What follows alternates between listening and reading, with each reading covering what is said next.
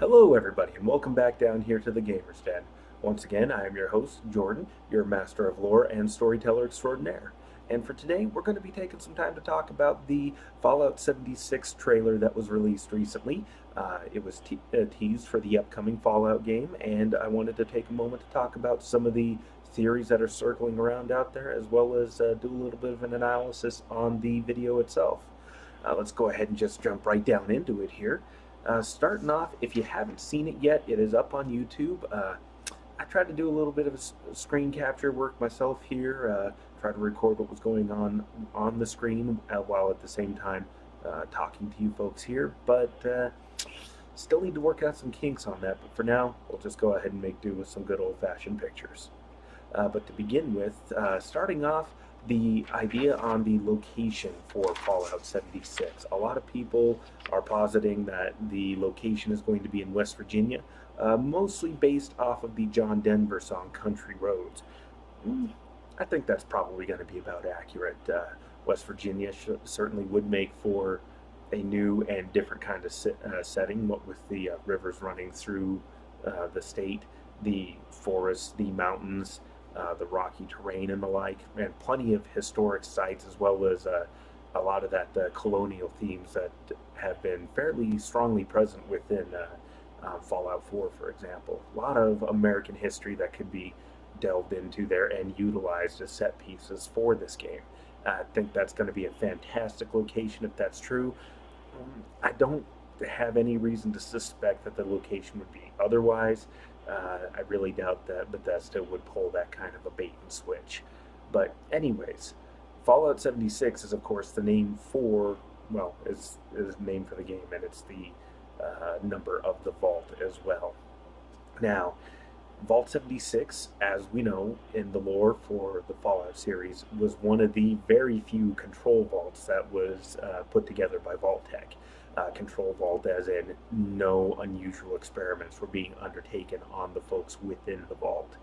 Now, why that is, don't know, but any experiment's going to have control groups where you're not doing anything to the people, and to compare against all the other experiments that they have running. And god damn, those are some pretty god awful experiments.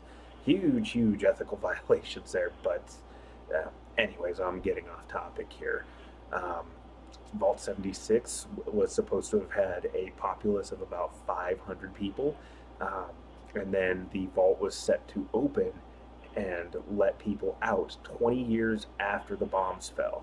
Now, just based off of that, there, 20 years after the bombs fell, my guess would be that the area is going to be severely irradiated. It's just going to be an awful nightmare, and that's going to make things pretty interesting, I think, because I mean that level of nuclear devastation. I mean, you think about what the Capital Wasteland looked like a few, over 100 years after the bombs dropped. It's it looks pretty damned awful. There are some spots that are just god awfully irradiated. You don't want to step into them without plenty of Rad-X and maybe a hazmat suit. And even then, you want to keep your exposure in some of those game regions pretty minimal. So, what the immediate area around the vault is going to look like in West Virginia, that's going to be pretty interesting to see how they implement all of that. And going off of that, there are some rumors going around that Fallout 76 is going to be built as more of a survival, adventurous sort of game. And I don't know how I feel about that one.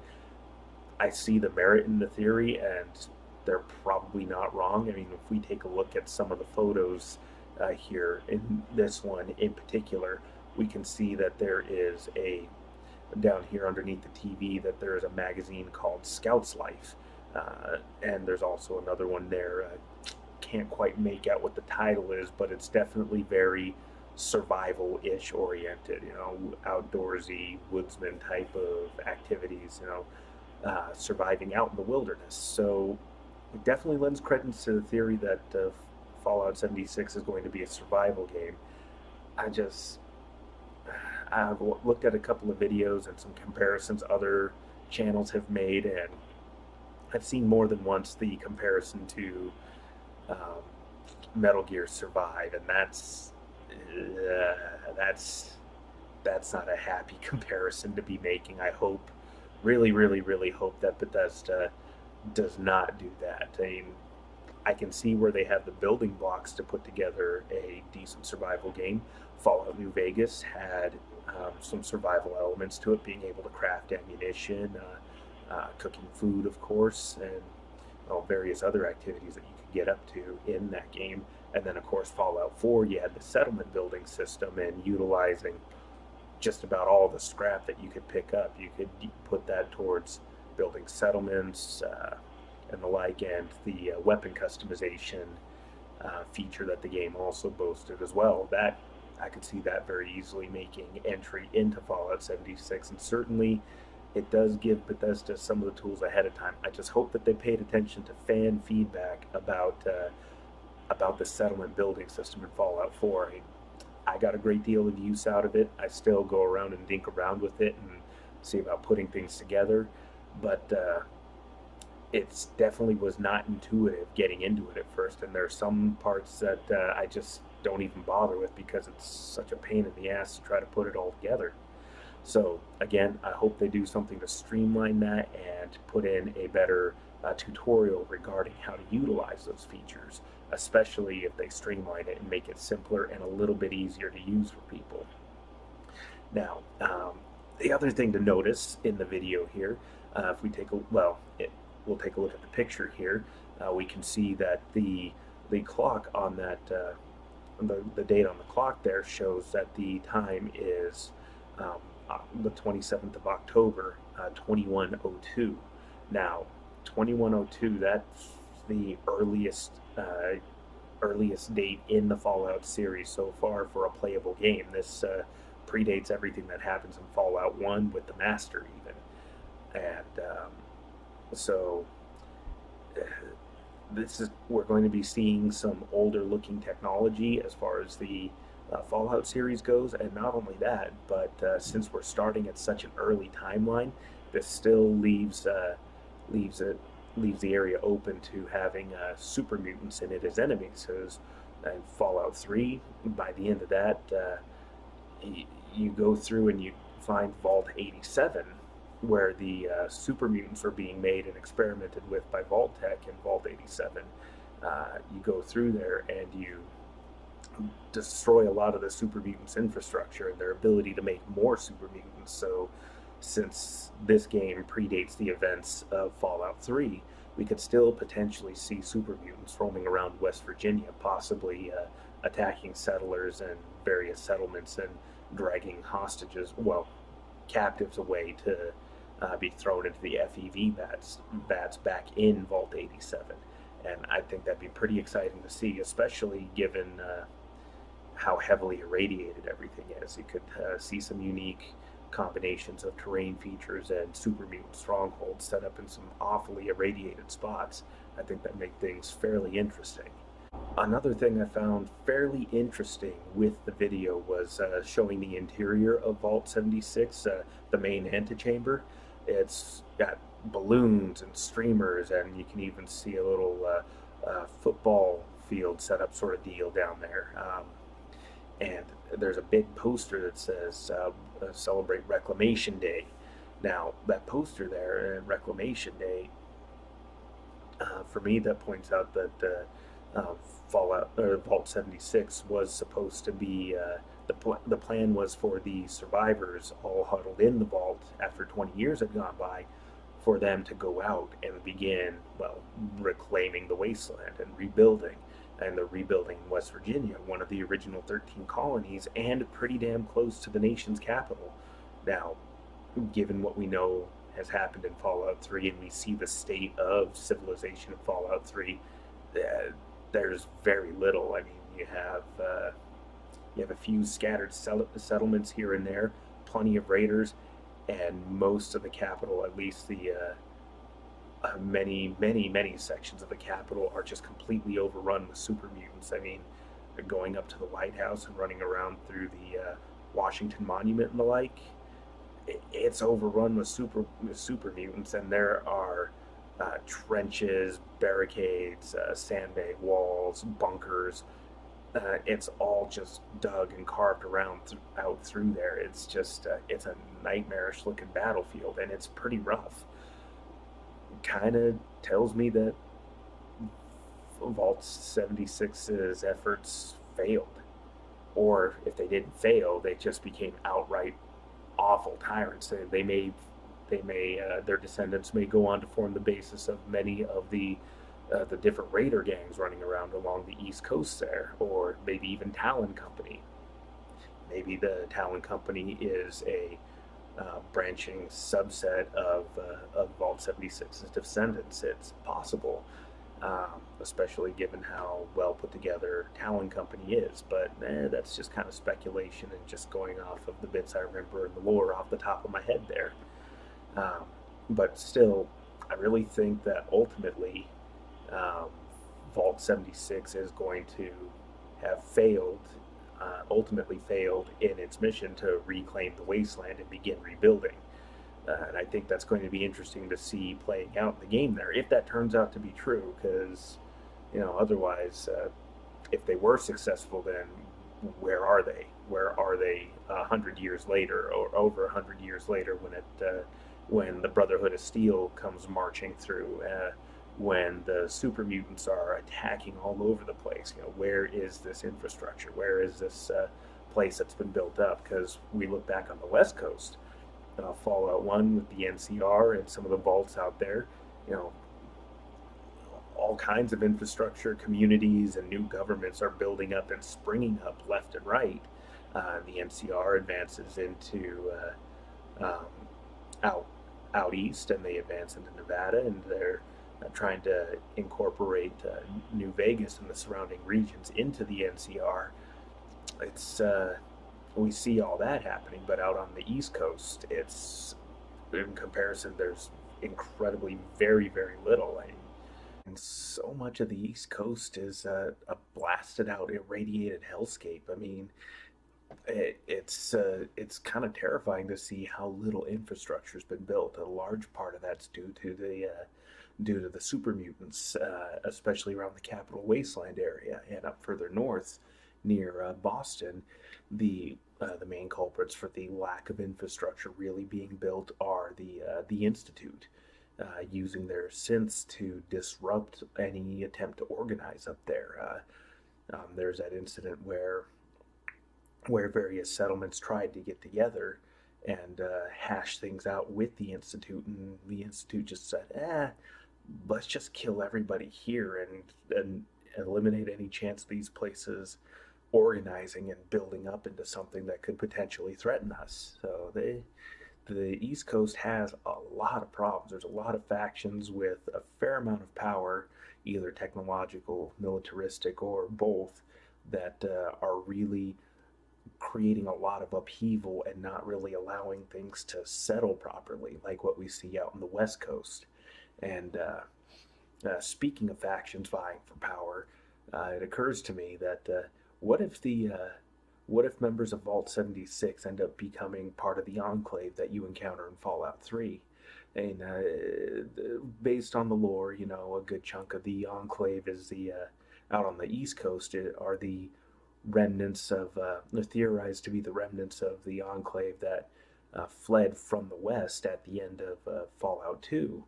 But, you know, they would have had to have had some way of shoring up their numbers and potential. Well, I don't know. They're pretty focused on trying to keep the genetic purity of mankind, as they put it. Kind of racist overtones there. Anyways, um, the I don't know. It was an idea that occurred to me, but I kind of dismissed that one. It'd be neat, but I don't know. I think the Enclave could shore up plenty numbers on their own, and um, I just think uh, a bunch of vault dwellers would be a great way to explain John Henry Eden and everything, and how the Enclave managed to build itself up into such a potent force on the East Coast. But uh, the Enclave may have already been established out there, and when the remnants showed up, they just kind of combined and melded together and became a unified force once more. It'd be cool though to see if they do pop up in Fallout 76. I think there's a lot of potential there. The Enclave certainly is all about trying to reestablish the United States government, or at least reestablish themselves as the powers that be within a new infrastructure. So seeing them tied in with Fallout and Vault 76 would make a certain amount of sense, and I think that would also be really cool to see, and it would play into the whole imperialist faction trying to displace all the other survivors that have managed to build themselves up. I think that would be really cool, and it would also contribute to the continuing destabilization of things in the area around there. And really, overall, I think it'd just be cool to see all these different factions at play in this area here, vying for control over resources, over territory, trying to keep ahead of the game and build up their own little sections of civilization, or at least trying to rebuild it all in the face of everything that's just coming down at them, all the irradiation, the lack of resources, infrastructure, the marauding super mutants, the emergence of ghouls because the FEV virus is scattered throughout the atmosphere, and it's affecting various people that have high levels of radiation coming down on them. So it would make sense that a lot of ghouls are popping up here. We could see many, many, many different factions coming up, and not just the Enclave, but we could potentially see the start of Talon Company, various other groups from Fallout 3 and potentially even Fallout 4. We may see I don't know. We may see the Institute at play there. I don't think they had, if I recall correctly, I don't think they had developed synths at about that time, or at least they haven't developed synths, and they haven't developed the ability to teleport around like they were in Fallout 4. But you never know. Bethesda may surprise us with what they decide to throw out there, and it could be cool. I'm tentatively looking forwards to it. As far as their design goes with the technology levels, I like the changes that they made with how power armor functions in Fallout 4. It felt clunky, it felt powerful, and I really, really liked it. The intro to it, you got it pretty early in Fallout 4, but the reliance on fusion cores early on and the relative scarcity that they had meant you couldn't totally rely on power armor all the time. But just that fight with the Death Claw and using the minigun and fighting through the raiders, that was just a lot of fun. But one design I really just did not like. It irked me. I realize in the grand scheme of things, it's a petty complaint, especially in comparison to the dialogue system they had set up. It's just awful. I hope they go back to what they did in Fallout 3 and New Vegas. But one thing that just kept nagging at me was their redesign for assault rifles. They were going with that diesel punk aesthetic, and they modeled the assault rifles after World War One Vickers machine guns. At 26 pounds, it's not an assault rifle. At 26 pounds, it's it's a machine gun, and that's fine. I'm cool with having a machine gun. It is a cool design. I like the design. I just don't like it as an assault rifle, especially when we have the Chinese assault rifles and various other rifles that are canonical in the game. I mean, um, why do we have this big clunky hunk of metal it's just over designed and overbuilt, at least as far as an assault rifle goes. That's not something that you would issue to your infantry uh, en masse like that. It's just a mess. I hope they go back to the weapon designs that they had for New Vegas and Fallout 3 when it comes to the assault rifles. If they keep that design, fine. Just make it a machine gun. But again, that's my own little petty little gripe right there. Um, where was I, anyways? Oh yes, the it'd be cool to see the different factions at play, and one other thing I'd like to touch on here, the the idea of multiplayer being available on Fallout. I'm not overly thrilled about that one, to be totally honest with you. I I like my single player games and I like my multiplayer games. I generally, given the choice, I prefer to play single player. Not that I don't mind throwing down in a little bit of Overwatch or in Battlefield, but uh, when it comes to Fallout, I want to enjoy a Fallout game. I want to be able to play through an RPG, dive through the lore, go through the wasteland, fight super mutants, fight feral ghouls, go through various raider gangs.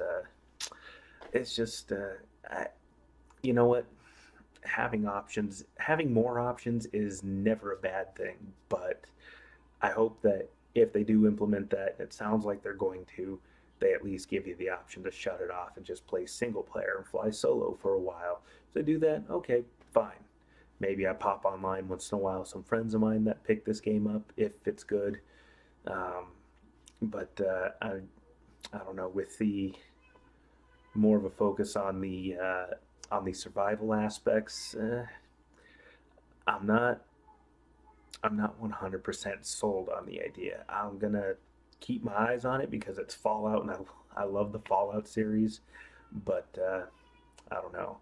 Uh, trying to trying to focus on so many features and so many new features can leave a development team a little bit stretched thin, trying to do too many things at once. Saying we saw a similar thing happen with State of Decay, although granted, the folks behind State of Decay are a much smaller team in comparison to what Bethesda has going for it.